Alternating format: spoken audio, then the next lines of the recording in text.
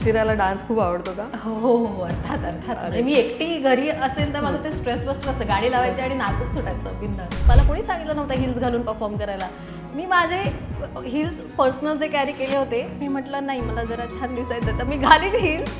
You are पुण्याची पोरगी नाव आणि तू इथून मुंबईची आहेस, त्यामुळे तो स्पार्क तुला आता इथे पुण्याच्या पोरगीमध्ये दाखवायचा आहे.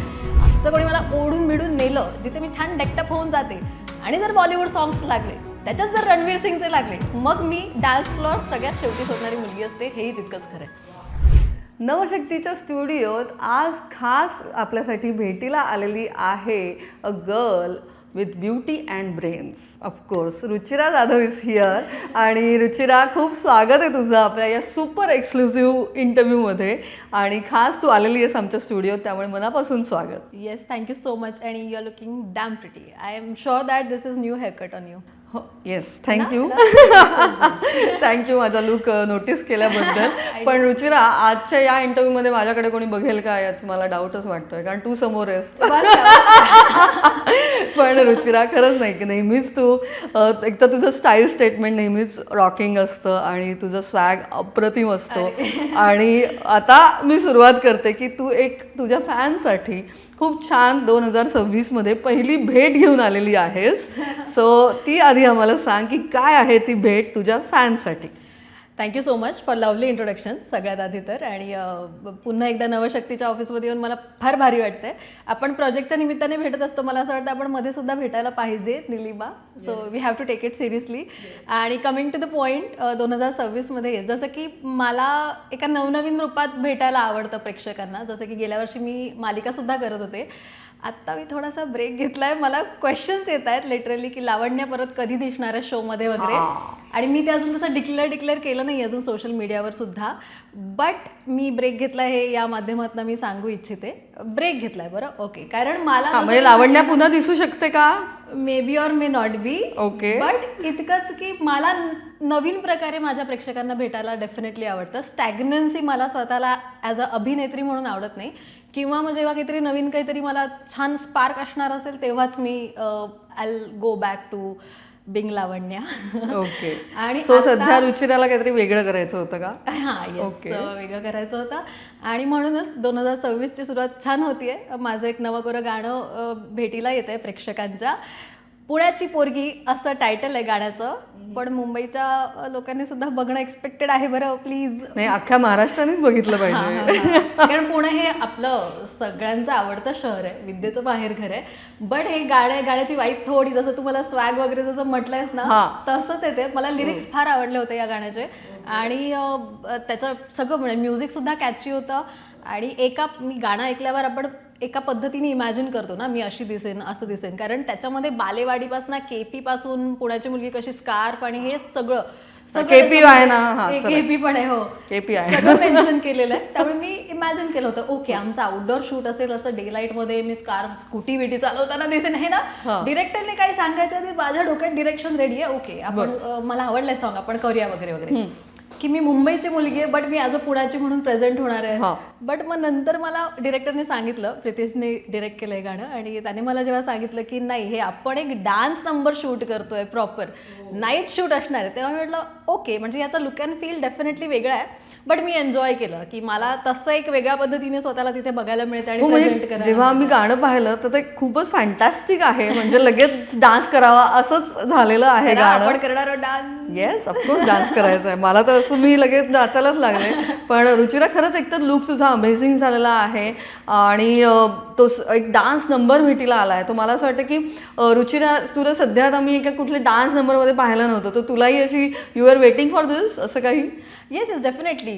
कारण अशा डान्स नंबरमध्ये ऑब्व्हियसली मी पण स्वतःला तसं मला बघायचं होतं. म्हणजे आय कीप ऑन डान्सिंग स्टुडिओमध्ये, रिहर्सल्स किंवा असं सगळं माझं चालूच असतं. बट अगेन प्रेक्षकांच्या भेटीला असं प्रॉपर स्क्रीनवर आता ते गाणं रिलीज झालेलं आहे, त्यामुळे तसं मला स्वतःला सुद्धा एन्जॉय केलं मी ते गाणं परफॉर्म करणं. चला, रुचिराला डान्स खूप आवडतो का? हो हो हो, अर्थात अर्थात. म्हणजे मी एकटी घरी असेल तर माझं ते स्ट्रेस बस्टर असतं, गाडी लावायची आणि नाचत सुटायचं बिंदास. Wow, super. म्हणजे त्यामुळेच ते मला असं वाटतं सहज झालेलं आहे.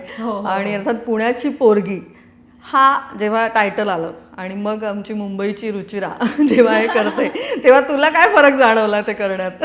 सो फरक म्हणजे एकतर मी मुंबईकर आहे, हाडाचे मुंबईकर म्हणतात ना आपण, तसेच आहोत. बट पुण्याशी खूप माझं म्हणतो ना पुराणा नाता आहे टाईप्स असं. कारण माझी पहिली असं नाही म्हणणार, बट मी एक फिल्म केली होती खूप सुरुवातीलाच, ती अजून आउट नाही झाली अर्थात, बट मी ती केली आणि त्याच्यात मी जे शिकले ते बरंच मला आत्ता जे मी रोल्स करते किंवा त्याच्यासाठी फार फायदेशीर ठरलं आहे. सो कॉलेज जस्ट झाल्याच माझ्या इनिशियल डेजमध्ये सिरियलच्या आधीसुद्धा मी फिल्म केली होती आणि फिमेल ओरिएंटेड आणि तशी ती फिमेल ड्रिव्हन ती स्क्रिप्ट आहे की टाऊन गर्ल टू ती फायटर पोलीस ऑफिसर बनते, फायटर जेट ऑफिसर सॉरी. आणि तसा तो तिचा प्रवास म्हणजे तिचं जे रेव्होल्युशन आहे आणि मग अब्दुल कलामजींचं विंग्स ऑफ फायर वाचून ते रेव्होल्युशन आहे. तर ती जी स्टोरी आहे ना, तर ती फिल्मची स्टोरी आणि ती मी अख्खी पुण्यात फिल्म शूट केली. त्यानिमित्ताने मी महिनाभर म्हणजे जस्ट माझं करिअरची सुरुवातच होती आणि तेव्हा पुण्यातच राहिले. त्यामुळे माझं पुण्याशी तसं नातं जोडलं गेलं आहे. माझे फार रिलेटिव्स राहतात पुण्यामध्ये, त्यामुळे मला पुणे नेहमीच असं आपलंच वाटतं. कारण ती फिल्म माझ्या इतकी जवळची आहे ना, कारण I could relate that character to Ruchira. मी पण तशीच एकदम फ्रॉम नाईफ गर्ल टू आता थोडंसं बोल्ड अँड ग्लॅमरस, जसं तुम्हीच म्हणता मला, मी नाही म्हणते तसा जो प्रवास आहे ना, तर तो मला त्या कॅरेक्टरनी फार दिला. आणि ते सगळं करत असताना मी पुण्यात होते ना, पुण्याच्या मातीत मी हॉर्स रायडिंग वगैरे शिकले आहे, 7 फुटाच्या घोड्यावरनं पडले, परत शॉट दिलाय. So not just on screen off screen मी जे काही घडत गेले ॲज अन ॲक्टर म्हणून, तर ते सगळं पुण्याच्या मातीत मला मिळालंय. त्यामुळे समहाव ते कनेक्शन पुण्याशी नेहमीच राहिलं. मी आता विचारीन तुला, आता जे पुण्याशी नातं आहे तू सांगितलंच आहेस म्हणून, पुण्यातला सर्वात आवडता पदार्थ काय? पुण्यात गेल्यावर हे खायचंच आहे असं? हे असं काही नसतं माझं, प्लीज. म्हणजे कुठेही जगाच्या कोपऱ्यात तुम्हाला विचारशील की इकडे जाऊन काय म्हणजे मिसळ वगैरे खातात पुण्यात जाऊन असं काही? हा का नाही, नॉट अ मिसळ फॅन? नाही आहे अर्थात आहे. पण मी कॉफी मला प्यायला आवडते जगाच्या कुठल्याही कोपऱ्यात. दुर्गाची कॉफी वगैरे? हा ती मग आहे. आपण म्हणजे पुण्यातला एंट्री देऊ आपण. दुर्गाची कॉफी माहिती रुचिरा? नाही, अर्थात केपी आणि ते कोथरूड मधले जे काही फूड जॉईंट्स आहेत ते सगळे. पण मी फार अशी काही फूडी नसल्यामुळे की ते माझं टिपिकल खाणं आणि ते सगळं असल्यामुळे या सगळ्या गोष्टी एक्सप्लोअर करणं राहून जातं. बट कॉफी मला डेफिनेटली आवडते आणि दुर्गाची कॉफी अर्थात म्हणजे आहे पुण्याची पोरगी करण्यासाठी रुचिरा बरोबर आहे. आणि अर्थात सॉंगची आणखी काय मजा होती? अगं कसं शूटिंग झालं? कारण आम्ही पाहतोय की रात्री बरंच शूट झालेलं दिसतंय, तर ते कसं होतं? सो हे सॉन्ग ओव्हरनाईट शूट झालेलं आहे. आणि आता मी बऱ्याच जणांना सांगते तर त्यांना असं वाटतं की 1-2 दिवस तुम्ही शूट केलं असेल, 2 नाईट्स किंवा असं काही. तर सिंगल नाईटमध्ये 3 चेंजेस आणि ते सगळं करून शूट केलं. स्टायलिंग वगैरे पण त्याच्यात 3 चेंजेस मी केलेले आहेत. सगळं एका रात्रीत? सगळं एका रात्रीत आणि रिहर्सल्स पण तेव्हाच. आणि मी माझ्या डिरेक्टरना सांगितलं पण आहे की नेक्स्ट टाइम ना मला प्रॉब्लेम नाही आहे वेळ द्यायला. त्यांचंही चुकीचं नव्हतं. त्यांचं म्हणणं होतं की नाही तू किती वेळ काढून येणार ना, आपण एका सॉंगसाठी एवढा वेळ इनफ आहे, तू करशील कॅच. मी म्हटलं हो मी केलंच अर्थात कॅच जितकं जमलं तितकं. बट मी अजून मला माहिती आहे ना की अजून का नाही, मला आवडतं माझ्या प्रोजेक्ट्सना वेळ द्यायला. तर म्हटलं नाही नेक्स्ट टाइम आपण अजून वेळ देईन, मी अजून छान करीन वगैरे. अख्खी रात्र चाललं? सो हे अख्खी रात्र संध्याकाळी मी मुंबई टू पुणे गेले तेव्हा पहिला तर प्रवास तिथून झाला आणि 2-3 जे काही 4-5 वाजता पोहोचले असेल आणि मग संध्याकाळी 6-7 ला रोल केलं, सकाळी 8-9 ला पॅकअप. सो ओव्हरनाईट ते असा प्रवास आणि मग कट टू रिहर्सल. सकाळी 8-9 ला पॅकअप म्हणजे 6 ला पॅकअप? 6 ला नाही, 6 ला it was suppose to be done, but ते नाही झालं. आणि डान्स यार, रात्रभर डान्स म्हणजे आणि बरं टेक्स आणि बरं कॉस्ट्युम ट्रायल्स पण आम्ही तेव्हाच केलेले आहेत. त्यामुळे जर कॉस्ट्युम बघशील तर तो दिसायला असा छान दिसतोय, बट माझं काही ते काही कम्फर्ट झोन आणि जे काही होतं ना सुरू, कारण घालून फोटोशूट आय कॅन डू की कुठल्याही कॉस्ट्युममध्ये मी करू शकते, बट डान्स परफॉर्मन्स म्हणजे ते you have to be comfortable ना, आणि थोडा वेळ तर द्या ब्रिदिंगला. बट नाही, इतकं ते सगळं हार्ड अँड फास्ट होतं. आणि मग असं पण चाललं होतं की तो जो पिंक स्कर्ट दिसतोय तो इतका मलाच आवडलाय, सॉरी बट मीच कौतुक करते, म्हणजे छान दिसतोय व्हाईट आणि पिंक. त्यांनी स्टायलिंग फार छान केलंय. बट तो एका पॉईंटला असं होतं की तो आपण स्किप करायचा का if it is not comfortable, आणि हे सगळं शूटच्याच दिवशी रात्री ना. तर म्हटलं मग दुसरं जो काही ऑप्शन होता तो तितका ॲप्ट लुक देत नव्हता.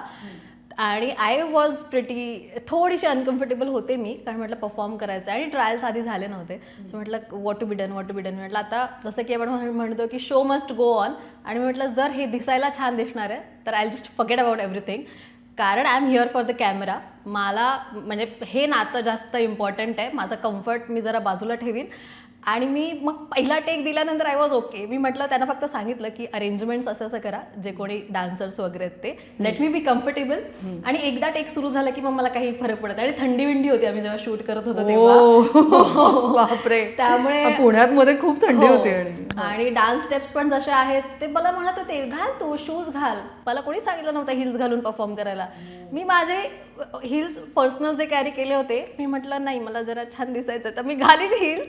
आणि असं स्वतःला थोडंसं चॅलेंज करून मी ते केलंय. खूपच मेहनत घेतलेली आहे. इझी नकोच आपल्याला काही.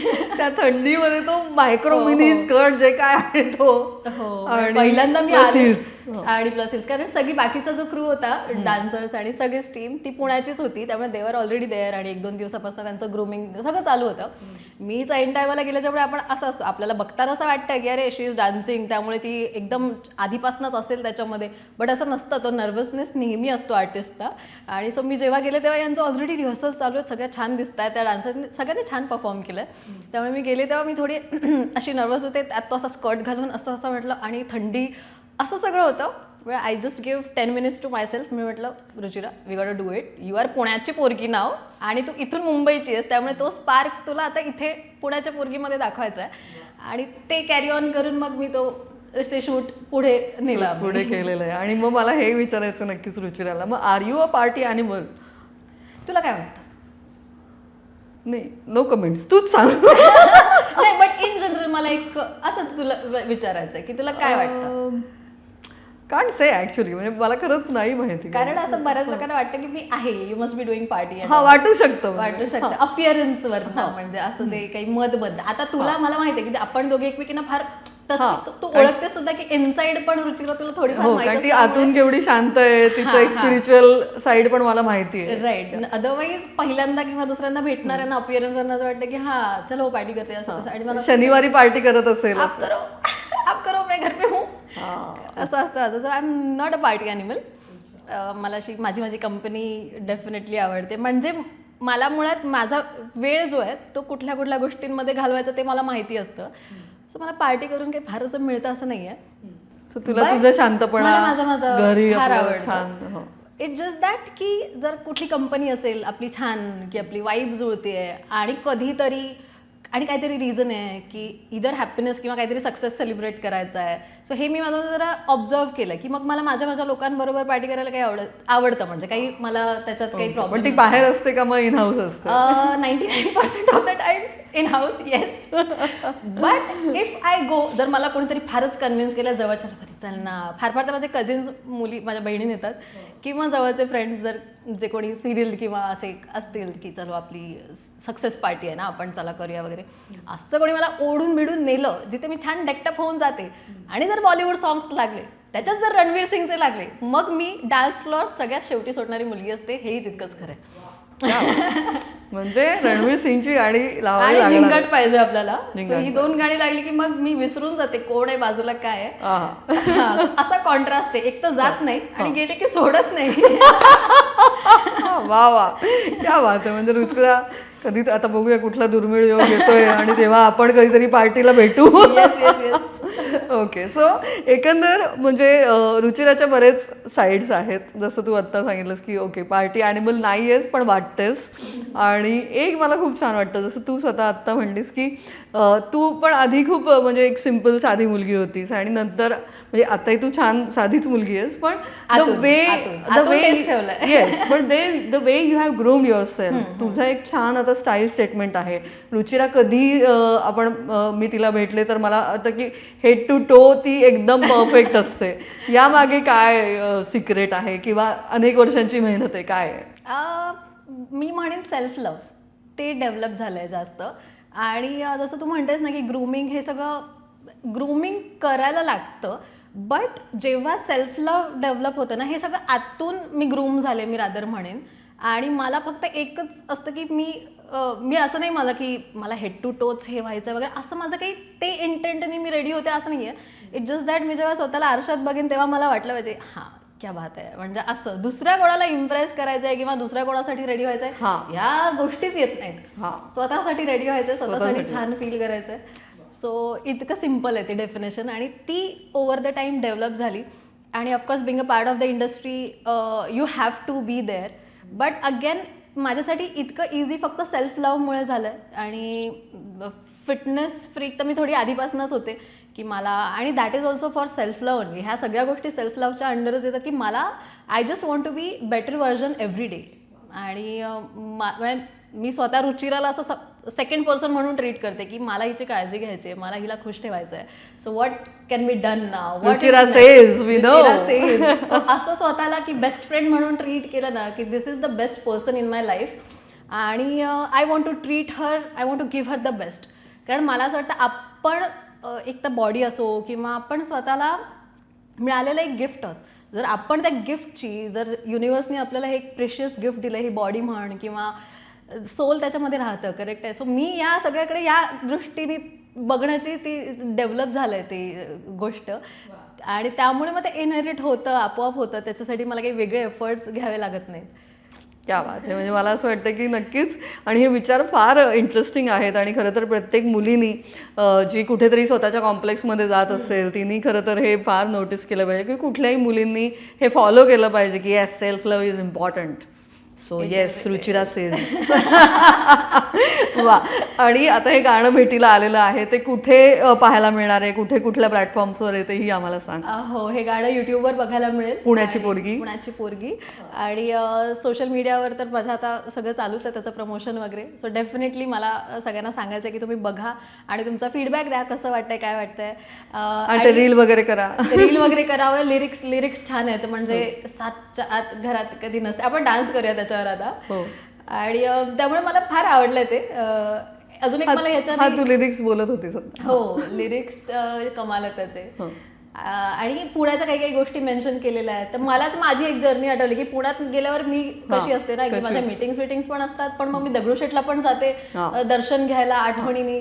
किंवा या गणपतीत सुद्धा मला मुंबईतनं जसं निमंत्रण असतात, पण तुला माहिती आहे मुंबईचे गणपती म्हणजे फारच गर्दी, मॅनेजमेंट डेफिनेटली असतं, बट गर्दी पुण्याच्या कम्पॅरेटिव्हली इथे फार जास्त असते. त्या मानाने मला पुण्याचं मॅनेजमेंट आणि हे डेफिनेटली आवडलं, with due respect to Bodhi Mandal. नक्कीच पुण्यात आणि अनेक वेळा बोलवती असेल तुला. हो, पण यावेळी मी पुण्याचे मानाचे 5 गणपती केले होते यावर्षी, त्यामुळे मला तो अनुभव घेता आला आणि मला छान वाटलं. सो मला ते गाणं ऐकताना ना तेच सगळं माझी जर्नी रिलेट होत होती की मी पुण्यात आल्यावर मी कशी असते किंवा काय वागते. सो आणि मला असं बऱ्याचदा म्हटलं जातं की तू पुण्याची आहेस का, असं ज्यांना माहित नसतं की मी born and brought up in Mumbai, तर ते असं मला म्हणतात की पुण्याची वाटते. तर मला कळत नाही की हे काय घ्यायचं म्हणजे, but I take it as a compliment की जे काही मुंबई आहे पुणे दोन्ही माझी शहर आहेत, तर पुण्याची कोणत्या अर्थाने असं म्हणायचं. ते म्हटलं माझं बोलणं नाही, तुझं बोलणं जरा पुण्याच्या लोकांसारखं. ओके असेल, but I take it as a compliment, म्हणजे चांगलं आहे, म्हणजे चांगली गोष्ट आहे. माझ्याशी तर गोडच बोलते रुचिरा. मला तर असं खडूस वगैरे काय वाटत नाही. पुण्याचे लोक असं बोलतात, असं म्हणतात. पण ही आपली अशी वाईब जुळली ना की मी अशी असते, जोपर्यंत ती नाहीये, मला समोरचा व्यक्ती जर कळत नाहीये, मग मी थोडी अशी असते. आणि त्यामुळे कदाचित त्यांना वाटत असावं की मी पुण्याची वगैरे. But both the ways it works for rates आहेत तुझ्यात, म्हणजे ते both the way it works की फिल्टर आउट करायला, लोकांना ते फिल्टर आउट करण्याची म्हणजे मला सोपं पडतं ते की हा ये बंदा आपला आहे, अभी मैं मुंबई की तरह रहूंगी आपके साथ, तोपर्यंत मी पुण्याची आहे तुमच्यासाठी. तो हवं तेव्हा तो शिफ्ट होतो. क्या बात आहे. म्हणजे मला असं वाटतं की बरेच ट्रेट्स आहेत पुण्याची पोरगीचे रुचिरामध्ये. आणि आता लवकरच आपण हे गाणं बघणारच आहोत, आणि या गाण्यासाठी सुद्धा ते सुपरहिट होऊ दे म्हणून तुला खूप खूप मनापासून शुभेच्छा. थँक्यू निलिमा.